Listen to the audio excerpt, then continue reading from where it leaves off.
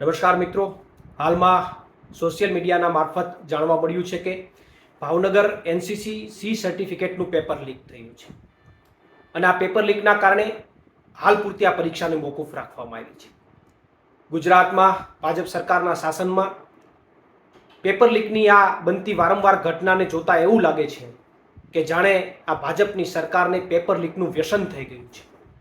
કારણ કે કોઈ વ્યસની માણસને કોઈ વડીલોએ વ્યસન મૂકવા માટે ગમે તેટલી ટકોર કરે છતાં પણ એ વ્યસન મૂકી ન શકે. એમાં ભાજપની સરકારને ગુજરાતના યુવાનો, ગુજરાતના વડીલો, ગુજરાતનો દરેક સમાજ પેપર લીક બાબતે ગમે તેટલી ટકોર કરે છતાં પણ પેપર તો ફૂટે, પેપર તો લીક થાય.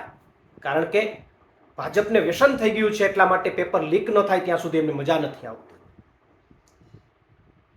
ગુજરાતની ભાજપ સરકાર અને કેન્દ્રની ભાજપ સરકાર દ્વારા પેપર લીક બાબતે નવા કાયદાઓ લાવવામાં આવે.